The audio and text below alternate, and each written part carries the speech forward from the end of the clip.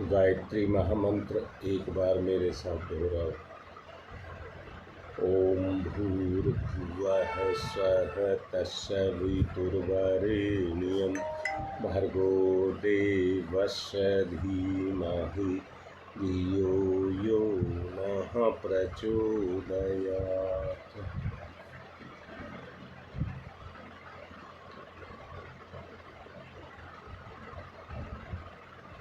जरा सारे के सारे एक चीज देखना, वर्तमान के समय की स्थिति को देखना। वर्तमान का समय किन परिस्थितियों से गुजर रहा है, इस पर ध्यान दीजिए। तुमने देखा होगा कहीं पर अग्निकांड हो जाए या कोई दूसरी किसी तरह की दुर्घटना हो जाए तो आदमी अपने सब काम को छोड़ करके उस आपातकालीन अवसर या घटना से निपटने के लिए अपने सब आवश्यक कार्य छोड़ देता है।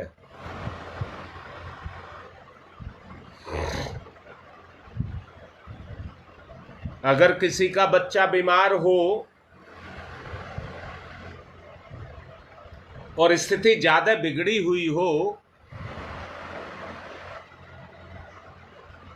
क्या वो धर्म पत्नी को ये कह करके तू पैसे ले ले और जाकर के बच्चे को दिखा लाना, मुझे अपनी नौकरी पर जाना है। नौकरी का कार्य तो रोज है। अगर आज बच्चे को कुछ हो गया तो कल बच्चा वापसी नहीं मिलेगा, वो तो चला जाएगा। इसलिए पहले नौकरी के कार्य को भी छोड़कर अपने बच्चे की सुरक्षा करनी होगी। अब मैं बात आपसे व्यक्तिगत करूंगा, व्यक्तिगत बात करूंगा मैं आपसे। आप सब अपने जिंदगी में झांक करके देखिए। मैंने कहा है आज के समय को पहचानिए। और क्या पहचानिए बेटा? योगेश, व्यक्ति की संवेदनहीनता जो आपने कहा है, उसके पीछे जो छुपा हुआ है हमें उसको देखना है। ये तो उसका परिणाम है कि व्यक्ति संवेदनहीन हो गया। क्यों हो गया, इस बारे में जानने की आवश्यकता है।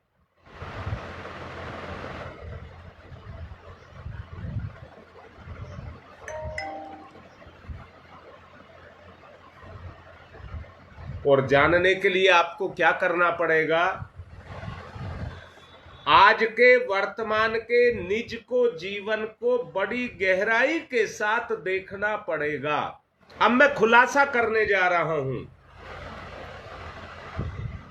आप में से हर कोई एक बात को बड़ी बारीकी से देखिए।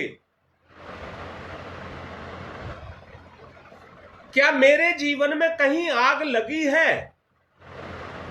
बताओ बेटा। व्यक्तिगत बात है ये, सामाजिक और सामूहिक बात नहीं कर रहा हूं, व्यक्तिगत बात कर रहा हूं। आप अपने जीवन में झांक करके देखिए। हाँ, सब बात बताऊंगा रीता, पर मैं ये कह रहा हूं। अच्छा चलो, तुम्हारी बात का ही जवाब देता हूं। बेटा, प्रलोभन क्या है? प्रलोभन क्या है जानते हैं? जब ये अंदर चेतना में जागृत हो जाता है तो अपने उदारता के, करुणा के, स्नेह के, प्रेम के गुणों को जला देता है। हाँ, योगेश यही बात कहना चाहता हूं। अब रीता तुम्हें समझ आई? यही लोभ बढ़ता बढ़ता जब पूरी तरह से फैल जाता है तो तृष्णा बन जाता है, तृष्णा। अब बेटा ऐसे नहीं देखना है। उस तृष्णा को हमने इसलिए जला करके रखा है कि मन की इच्छाओं को पूर्ण करना चाहते हैं। और बेटा मन क्या कर रहा है? जरा बारीकी से देखो हमारा मन क्या कर रहा है।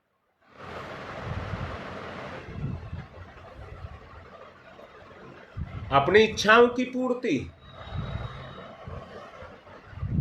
अपनी इच्छाओं की पूर्ति कर रहा है,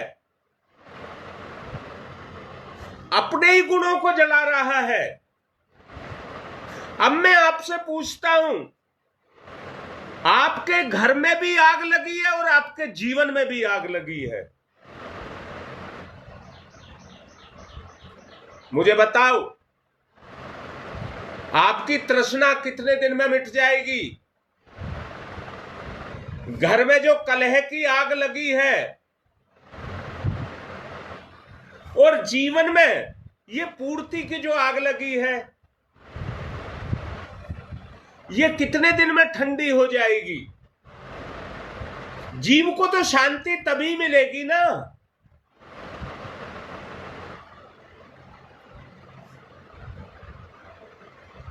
चलो मैंने मान लिया अपनेपन की। जिस अपनेपन को बेटा तुम कह रही हो वो मोह है, वो अपनापन नहीं है, मोह है। मैं सबसे कह रहा हूं, मोह क्यों है?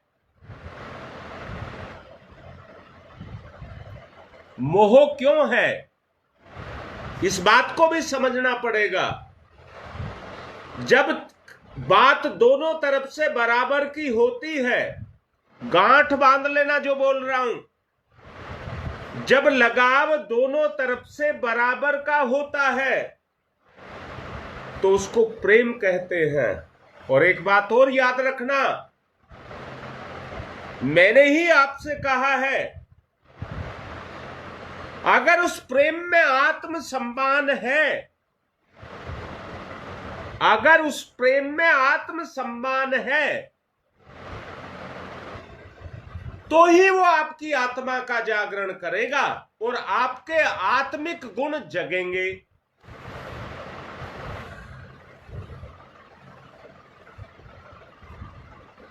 आपके आत्मिक गुण जगेंगे।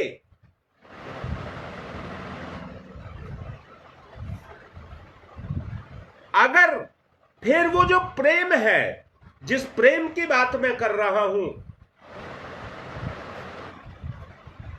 बेटा, वो शारीरिक प्रेम नहीं है, शरीर से प्रेम नहीं है। प्रेम एक जल के समान है जो किसी पौधे को इसलिए दिया जाता है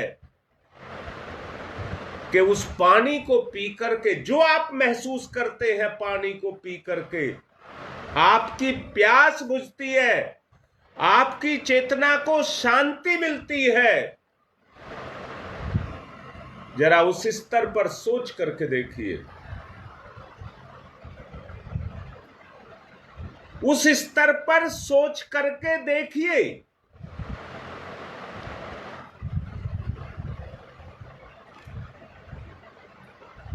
एक बात बताऊं मैं आपको,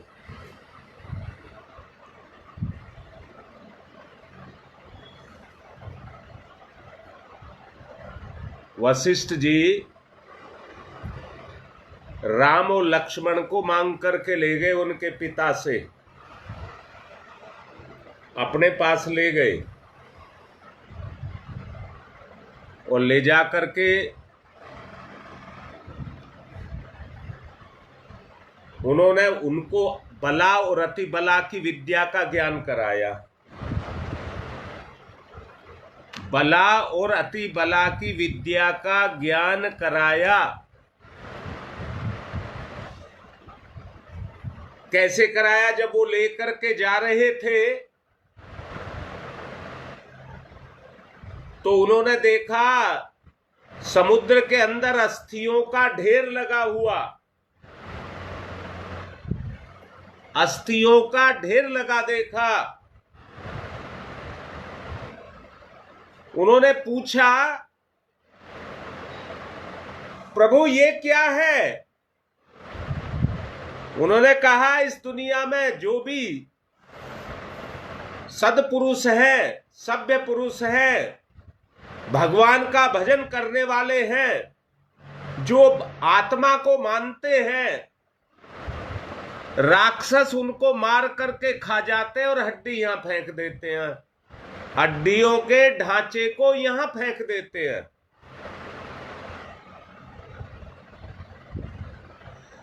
जब श्री राम ने देखा इतनी ऊंची हड्डियों का ढेर,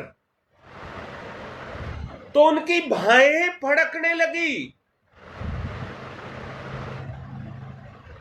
उनकी करुणा जगने लगी, अपने कर्तव्य का बोध होने लगा। तब भुजा उठा करके कहते, निश्चरहीन करऊं मही,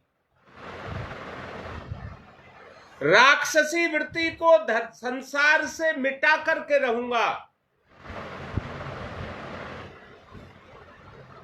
और उसी से स्वयंवर रचाना, धनुष का तोड़ना, ये सारे काम उसी के द्वारा, वो खेल शुरू हो गया रावण को मारने का। रिद्धियां सिद्धियां कोई मनोरंजन नहीं है, कोई काम कौतुक नहीं है, कोई ऐसी विशिष्टता नहीं है जो जादूगर की तरह से हो, परंतु एक कौशल है, एक कौशल है, एक आत्मिक गति है। अब आप अंदर से देखिए, बुरी प्रवृत्तियां, दुष्ट प्रवृत्तियां, राक्षसी प्रवृत्तियां कितनी तेजी से मेरे जीवन में भड़क रही हैं। इच्छाओं के रूप में, इच्छाओं के रूप में। स्थिति क्या से क्या बनती जा रही है आदमी की, इसके बारे में बड़ा गहन चिंतन आपको करना पड़ेगा।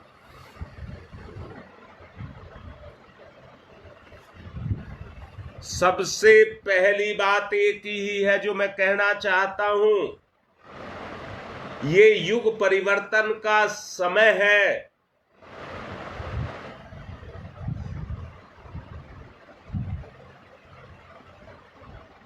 साधना बढ़ाने की बजाय साध्य बनाने की जरूरत है। साध्य, साधक बनाने की जरूरत है।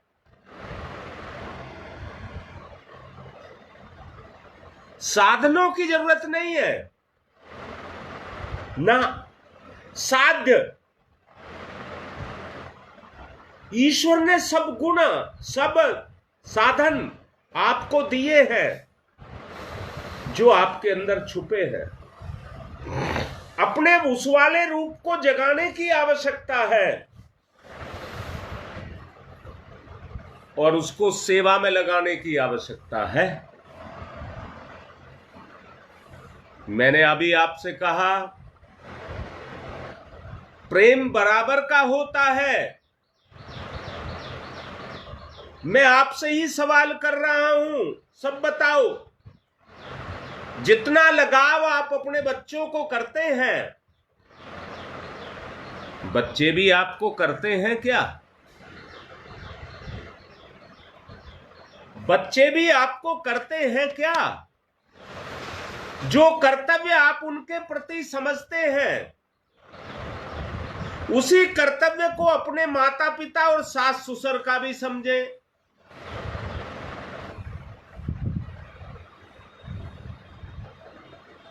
तो प्रेम का संचार होने लगेगा। जो ईर्ष्या, द्वेष, तृष्णा, वासना, इनकी आग जल रही है, 60 ऋतुओं में जो हम जल रहे हैं, ये मिटेगा। इसको मिटाना है। और मैंने कहा है, साधक बनाना है, साधक। और तभी बना सकेंगे जब हम साधक खुद बनेंगे। मैंने कहा है, रिद्धियां सिद्धियां कोई काम कौतुक चमत्कार बाजीगरी नहीं है, बल्कि अपनी चेतना का, अपनी प्रतिभा का जागरण है।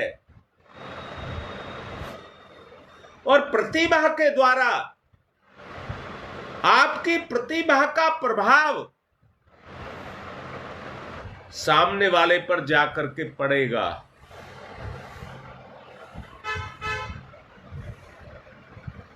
अपनी मन की और हृदय की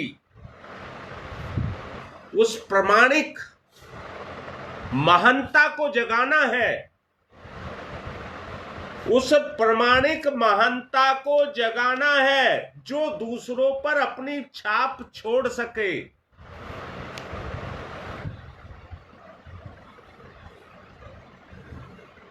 और आपको एक महत्वपूर्ण वरिष्ठता को दे सके।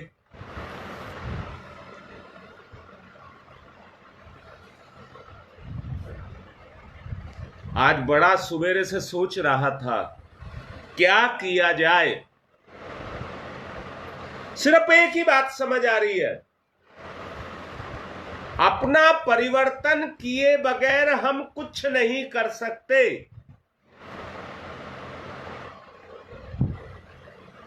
ये बात समझ आ रही है। अब आप भी सलाह बताएं, क्या आपको भी कोई और रास्ता समझ आता है? बेटा जवाब दिया करो। आप सबके सामने मैं सलाह रख रहा हूं, कैसे किया जाए।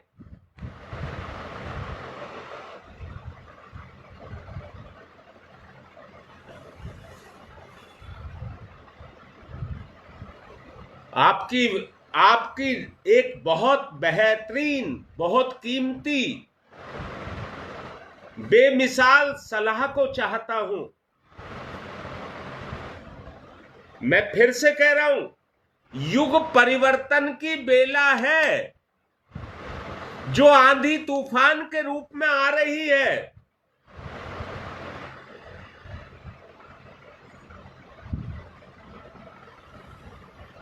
अब बेटा तो बदलो।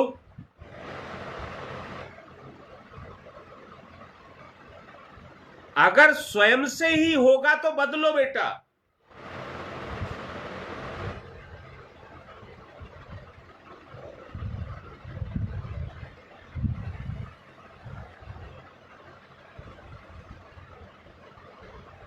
हां करो बेटा, मैं तो कह रहा हूं करो, सलाह दो कैसे किया जाए।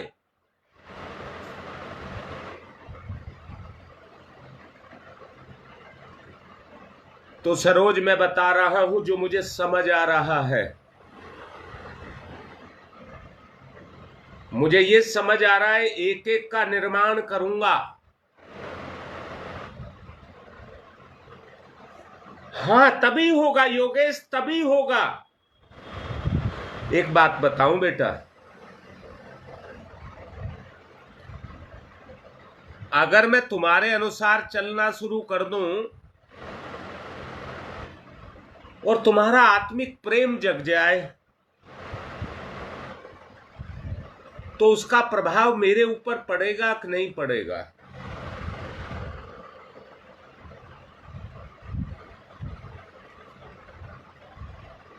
मेरे मन में शकुंतला एक बात आ रही है जो मुझे दिख रहा है, आप देखिए उसे गहराई से, और चारों तरफ हर चीज को सोचना है, हर बात को सोचना है। मैं तुम में से किसी किसी को अपने पास बुलाऊंगा,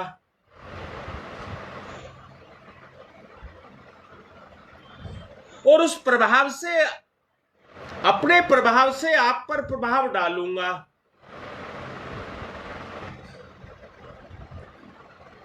तो परिवर्तन मुझे संभव लग रहा है, शायद परिवर्तन आने लग जाए, शायद शब्द लगा रहा हूं।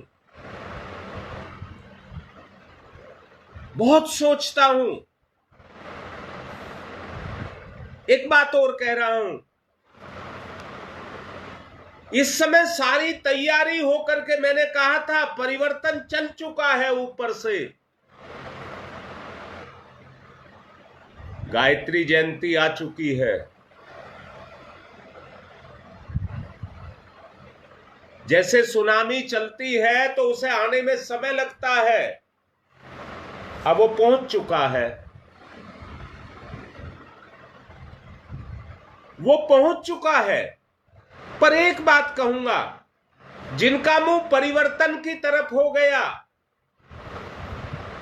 तो हवा पीछे की लगेगी और सृजन में जाएगा। कम समय में ज्यादा परिवर्तन आएगा, कम समय में ज्यादा परिवर्तन आएगा। जो अपने आप को, अपने अहंकार को रखेगा,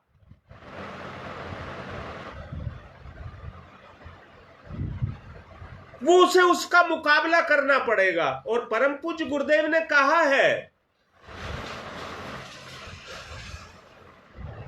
कि जो इसका मुकाबला करने चाहेंगे,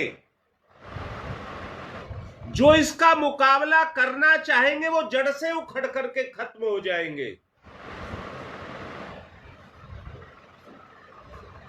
अभी मैंने कहा है, अग्निकांड जैसी या और कोई ऐसी दुर्घटना जैसी, मेरे बच्चे का एक्सीडेंट हो जाए और मैं नौकरी पर जाऊं, पहले नौकरी करके आऊं फिर दिखाऊंगा। बताइए क्या करना चाहिए?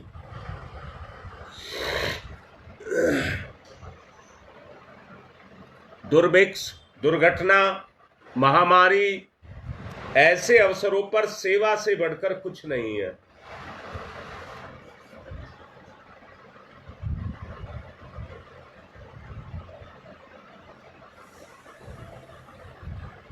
शकुंतला यही बात कह रहा हूं, सब बताओ मुझे। ललिता भी लिख रही है, सब बताओ, ऐसे नहीं काम चलेगा। पर जो डिसीजन हो वो कंक्रीट हो, टिकने वाला हो, मजबूत हो। हमको बदलना है।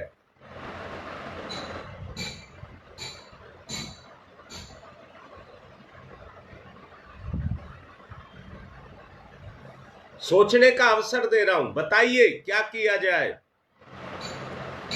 कहीं मजबूरियां ना आपको बांध ले, कहीं आलस्य विकार ना आपको बांध ले। सब कुछ सोचना समझना पड़ेगा।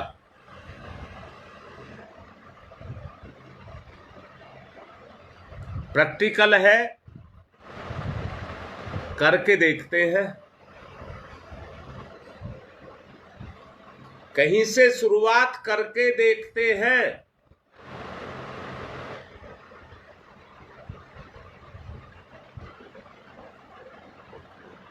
अच्छा, ये कोई ऐसी साधना नहीं है,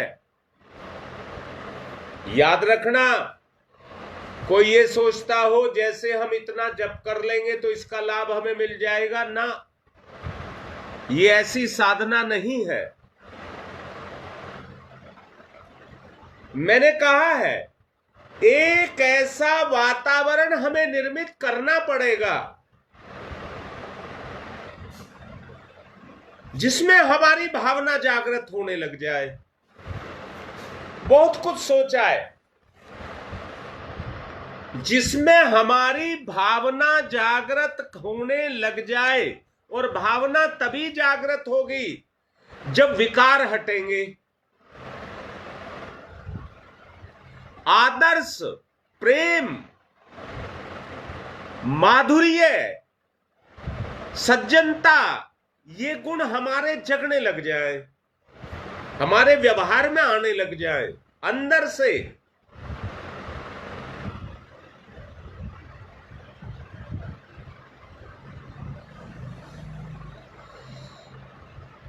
हाँ बेटा, यही मैंने कहा है, अवरोध को पार किए बगैर आप नहीं कर सकते।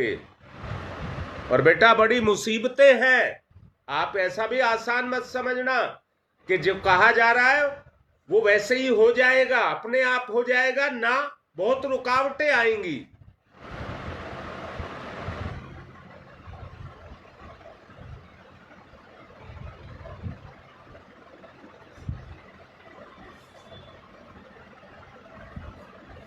हाँ बेटा, देख लो, सोच लो, योगेश जो कह रहे हो उसे सोच लो। सब कुछ आपके अंदर है, सज्जनता भी, दुष्टता भी, सब आपके अंदर है। और दिखावे से काम नहीं होगा, उसमें वास्तविकता भी होनी चाहिए। एक बात कहूं बेटा, इतिहास इस बात का साक्षी है, जब देश पर आपत्ति आई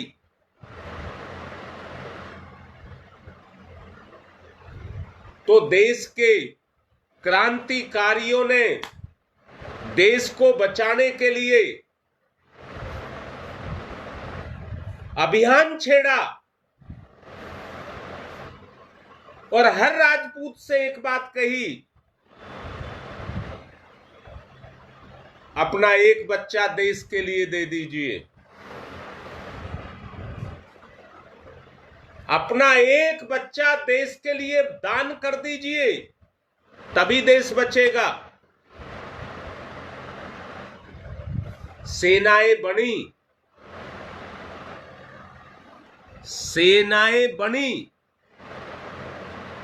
और फैलती हुई आग जो दुष्प्रवृत्तियों के रूप में थी, उनको साधक भी बनाया गया और बुराइयों से लड़ने की क्षमता को भी जगाया गया।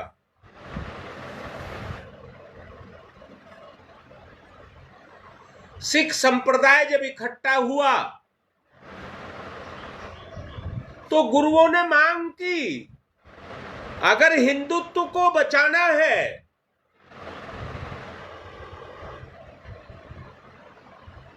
तो हर घर से एक सरदार चाहिए, हर घर से एक सरदार चाहिए। उसको उन्होंने सीख दी,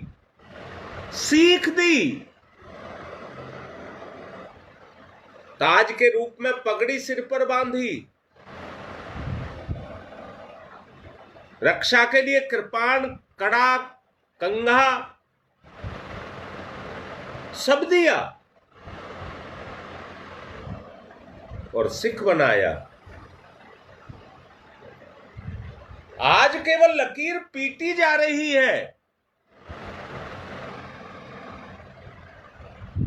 परंतु जो वास्तव में सिख धर्म है, राजपूत धर्म है, उसको कोई नहीं छू पाता।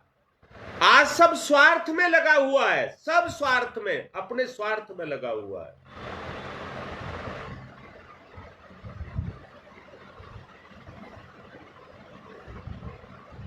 हरेक की एक भूख है,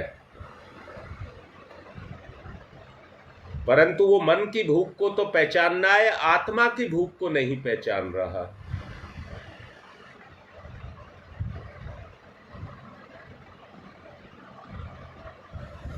हमें तैयार करना पड़ेगा, एक एक को तैयार करना पड़ेगा।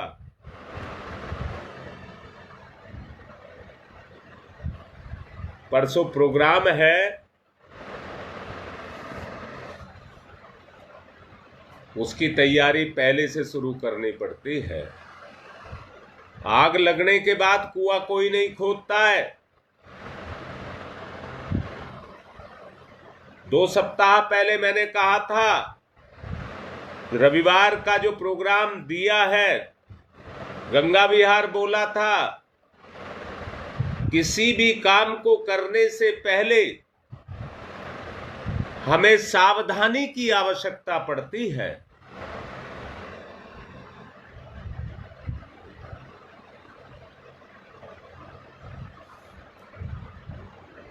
बेटा सोच लो, सबके सब अपने आप को चेंज करना है तो उस स्तर से लेकर के चला जाएगा।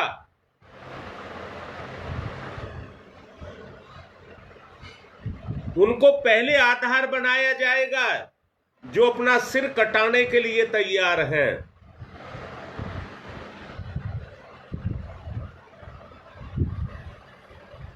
अपने आप को, अपने अस्तित्व को मिटाने के लिए जो तैयार होंगे, गुरुदेव ने तो यहां तक कहा है, अगर अपनी जिम्मेदारी पूरी हो जाए तो बच्चों को अपनी जिम्मेदारी दे करके अपने आप को समाज के लिए फ्री कर देना चाहिए।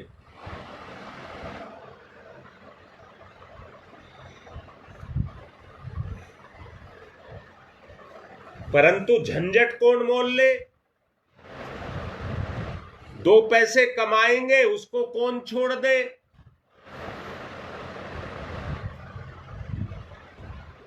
वो वृत्ति हमारे ऊपर काम कर रही है।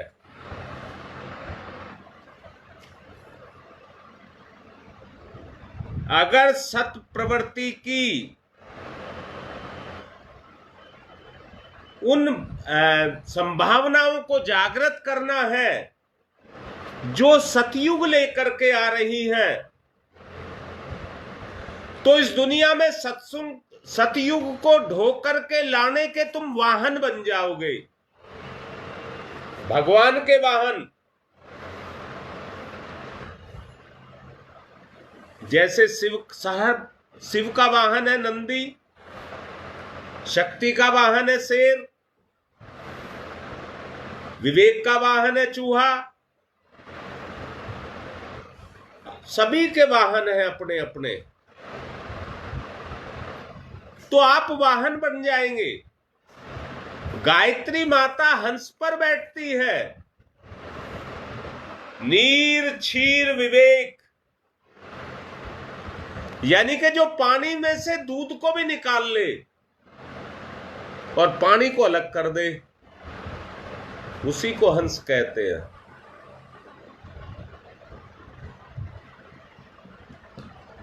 मैंने बत्तख को कीचड़ में से कीड़े खाते हुए तो मैंने भी देखा है। बड़ी तेजी के साथ कीचड़ में वो किच किच किच किच किच किच करती रहती है और कीचड़ को लेती रहती है, मुंह से निकालती रहती है, लेती है और निकालती रहती है, कीड़ों को खाती रहती है। देखिए क्या सिस्टम भगवान ने उसके अंदर लगाया है।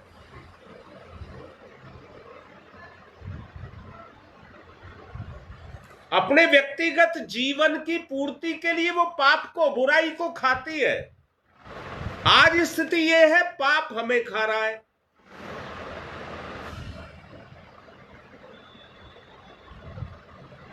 बेटा आपको मेरी बात समझ आ रही है? इस पाप को मिटाना है।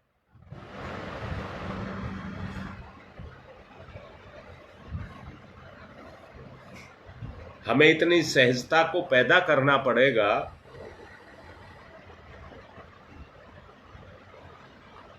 कि सहजता के साथ हम अपने जीवन की वास्तविकता को समझें। निराशा हमें छू भी ना सके। आदर्शवाद का साहस हमें अपने अंदर जगाना होगा।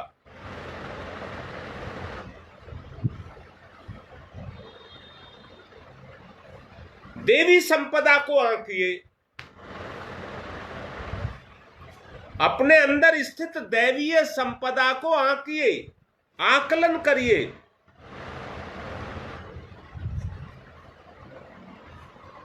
भौतिक संपदाओं को आत्मिक संपदा पर न्योछावर किया जा सकता है कि नहीं किया जा सकता?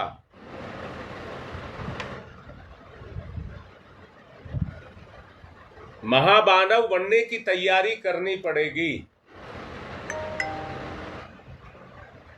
महामानव बनने की तैयारी करनी पड़ेगी। उस स्तर की प्रतिभाओं का जागरण करना होगा। इतिहास गवाह रहा है।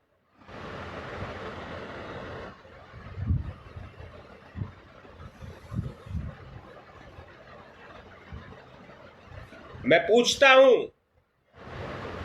प्रतिभाओं का प्रयोग जहां हुआ है,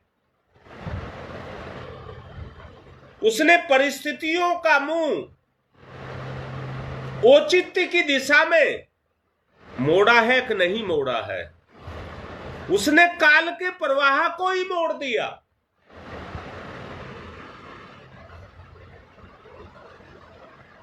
पुरस्कृत हुए वो ऐसे व्यक्ति परमात्मा के द्वारा पुरस्कृत हुए, छात्रवृत्ति पाने के अधिकारी बने, वीरता के पदक मिले।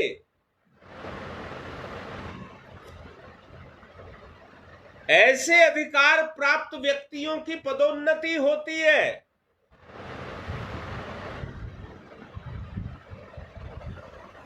संसार में महामानव का जो सम्मान होता है वो मिलता है। वो भगवान के हनुमान, अर्जुन के जैसे रूप को धारण करते हैं।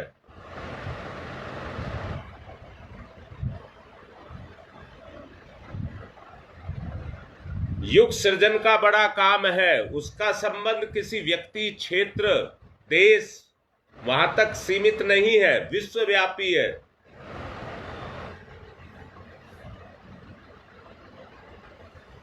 देखिए, एक भाव है जो उठ रहा है, वो आपके सामने व्यक्त किया जा रहा है परिवर्तन के लिए। सृजेता की शक्ति हमारे पीछे काम कर रही है। अब क्या कराएगी, कैसे कराएगी, कैसे पूर्ण होगा, जो विचार आया है वो आपके सामने रखा है।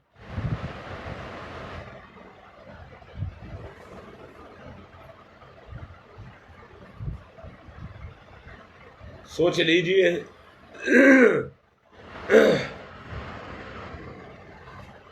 इतना दुस्साहस अपने अंदर पैदा हो जिसमें प्रतिभाएं उतरती चली जाएं।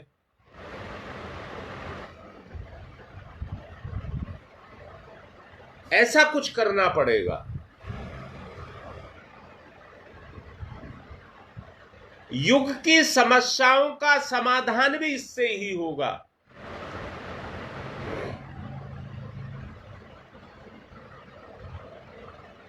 बस इतनी ही बात है। परंतु बेटा ना, इसमें भी एक बात बता रहा हूं, कर्म को कर्म की भावना से करना है, ना के दिखावे की। कोई ये सोच करके ना चले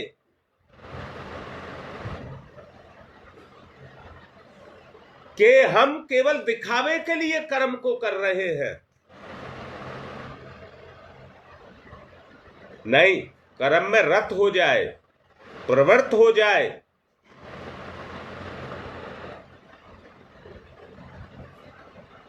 अपमान को नहीं, आत्मसम्मान को पाना है।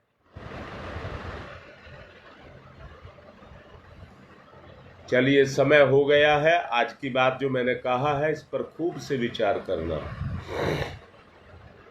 हाँ बेटा, दिखावा के कर्म को करके भी कोई फायदा नहीं है, दिखावा नहीं करना है। ओम तमसो मा ज्योतिर्गमय, तमसो मा ज्योतिर्गमय,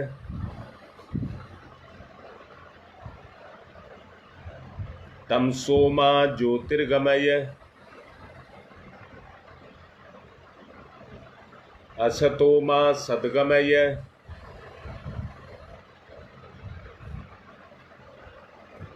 असतो मा सद्गमय, असतो मा सद्गमय,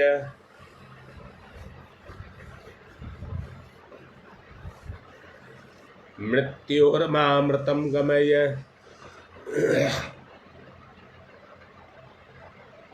मृत्योर्मामृतं गमय, मृत्योर्मामृतं गमय, तमसो मा तमसो मा तमसो मा ज्योतिर्गमय ज्योतिर्गमय ज्योतिर्गमय, असतो मा अस्तो मा अस्तो मा सद्गमय सद्गमय सद्गमय,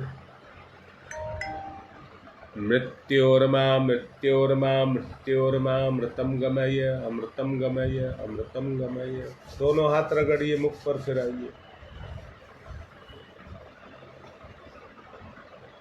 पहले गहन चिंतन करना, कदम उठाने से पहले 1,00,000 बार सोचना, तब कदम उठाना। किसी का कहना नहीं, आत्मा का कहना मानना। ईश्वर इच्छा, जो गुरुदेव की इच्छा है, वो पूर्ण हो।